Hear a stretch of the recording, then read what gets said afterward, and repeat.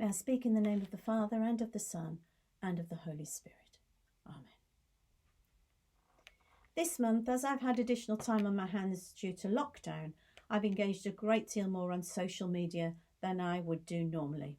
And I've been very surprised by the amount of birthdays that people have had in May, amongst them our own Vicar Jane. But I've also had two friends who celebrated their 60th and one of them their 70th birthdays.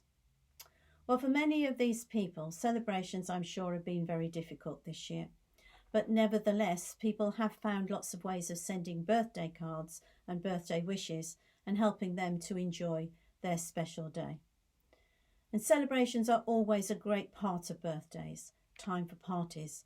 And I know those of us who've had birthdays during this time will have great celebrations together with family and friends afterwards. Well, you might ask, why am I talking about birthdays? It might surprise you to know that today, Pentecost Sunday, is in fact the birthday of the Church. It's a day which ranks with Christmas and Easter in its importance because the Church was born on that day when the followers of Jesus met in Jerusalem and the Holy Spirit descended upon them. I recently came upon a question someone asked in their church about the festivals. And they were asked, which one of these festivals would you forego if you had to? Which would seem the least crucial? Christmas, Good Friday, Easter, or Pentecost? Well, I wonder which one you'd choose. Would you say Pentecost? I'm sure most of us would have a tough time, myself included, picturing a year with no Christmas or no Good Friday or no Easter. Many Christians would probably say that if they had to choose, then they'd do without Pentecost, without realising, in fact, that without Pentecost, the other three wouldn't be celebrated at all. There could not have been a Good Friday without the advent of Christ's coming, which we celebrate at Christmas. Good Friday would have been a meaningless martyrdom without the victorious resurrection of Jesus Christ, which we celebrate at Easter. But it is Pentecost that enables the gift of faith by which you and I can know that the birth, the death, and the resurrection of Jesus Christ are for us. Jesus was not finished when he rose from the dead and ascended to be glorified. He came back to give the greatest gift of all, the gift of his own Spirit, to live in us, to enable us to do his works on earth. On that day of Pentecost, the Holy Spirit came from God like tongues of fire on the apostles and those present, and the fire rested on each one of them. They were filled with God's Spirit and empowered for the wonderful and great work of God, the sharing of the story of Jesus Christ and the promise of salvation. I think what a great birthday party that must have been. What a celebration they must have had. It was exciting. The people there were rejoicing. It was a wild and reckless time as they were filled with the Spirit of God. Onlookers thought that they were drunk, but it wasn't wine that made them so happy. It was the joy that they felt at the birth pangs of God's church. Well, I don't know about your experiences of receiving the Holy Spirit, but I do know that when I've been filled with the Spirit of God, it creates a warm and happy feeling inside me, and my heart is overwhelmingly filled with love and hunger for God. And this has happened to me twice very profoundly in my life, when I was filled so much with God's Spirit that the effect was overwhelming. Those of you who know me and have heard me preach before will know of my first experience, a time when through a dream in difficult circumstances, the power of God's love surrounded and held me so tightly in its grasp that my life was changed forever. And it led me in many ways to where I am in ministry today and gave me a new sense of purpose to reveal Christ's love to others. And when you've experienced God's love in such a powerful way, there is no going back. My second powerful encounter very few of you will know of, one which today's gospel reading in John reminds me of. And this happened 3 years ago, almost to the day in fact, in the Holy Land, in what is believed by some to be the original upper room in Jerusalem. It's now part of the site of the Syrian Orthodox Church. And because the church is built on top of the site, you have to go down via a narrow staircase into the room, which is cool and dimly lit, with just a stone table inside. But it was as we stood in front of that table as a group and worshipped and prayed together that I have to say I experienced one of the most humbling experiences of my life. And it was the first time that I ever heard anyone speak in tongues.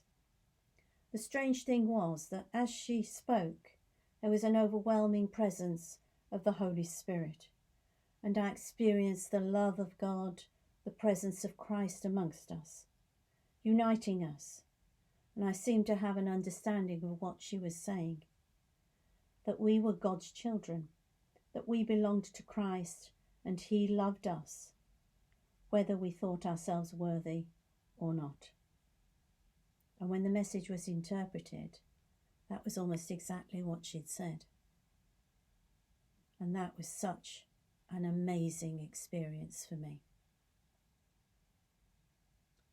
So how much greater then must it have been for these people on that first day of Pentecost in the Christian church? The coming of the Holy Spirit on them had such a powerful effect on them that they were set free in a new way, inspired and changed, because God came to dwell in their hearts. What an amazing encounter that must have been.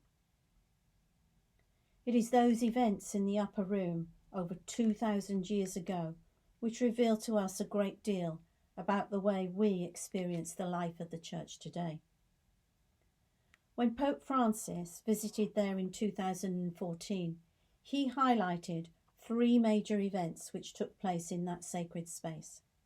He said, "Here, where Jesus shared the Last Supper with the apostles, where after his resurrection he appeared in their midst, where the Holy Spirit descended with power upon Mary and the disciples, here the church was born, and she was born to go forth." The events in the upper room do indeed reveal a great deal about the way we are involved in the life of the church. We experience that life through the sacraments, in serving others, in prayer, in the profession of the life, death, and resurrection of Christ, and in the outpouring of the gifts of the Spirit.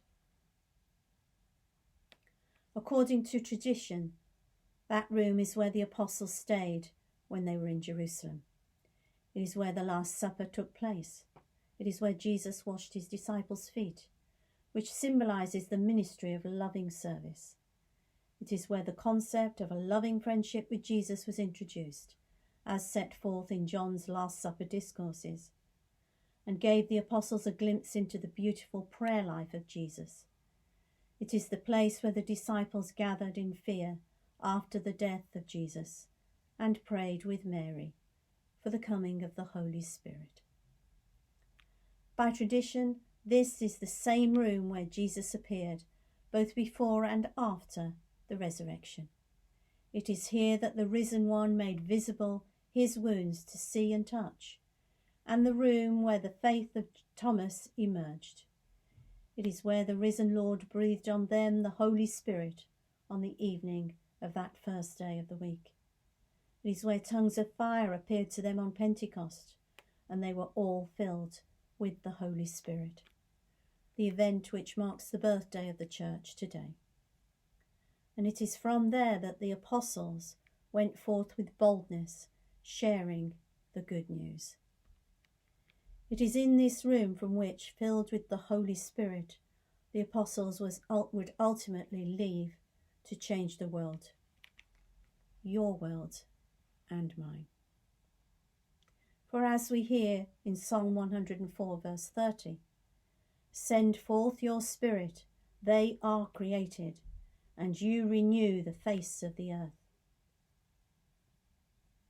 In this humble space, the most important room of all Christendom, where Jesus set a remarkable precedent of faith and service, we were given a new understanding of God's love, and the revolutionary power of the Holy Spirit was unleashed.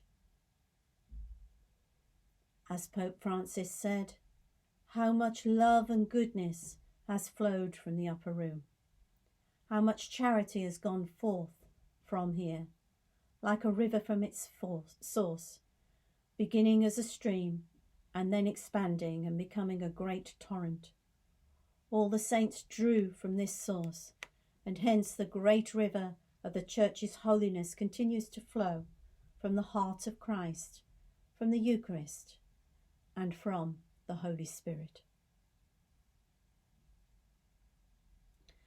But you don't have to go to the upper room to realise the importance of the events that took place there, because they continue to rest at the heart of our faith today. It is here the apostles retreated from the world to be with Jesus.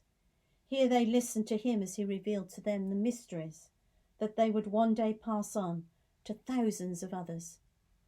It was here above all they were equipped to do the work for which they had been called. And it is in this sense you don't need to travel to the Holy Land to encounter Christ, because through the Holy Spirit there is in each one of us an upper room where we experience the living presence of God. Wherever we are, whenever we take the time to find and speak and listen to God, we can experience this life-giving, sacramental and transformative presence. Today, even in these difficult times, as we celebrate the birthday of the Church and ponder what happened in that upper room in Jerusalem, let's continue to let those events and the blessings and grace they brought continue to transform us through the life of the Church, creating for us a spiritual home where people are welcomed and nurtured. I pray this Pentecostal Sunday that you might experience a renewed sense of God's presence in your life and the graces he wants to pour out upon you that can be traced to the events that transpired in that holy place, because those graces continue and are at the heart of our living faith today.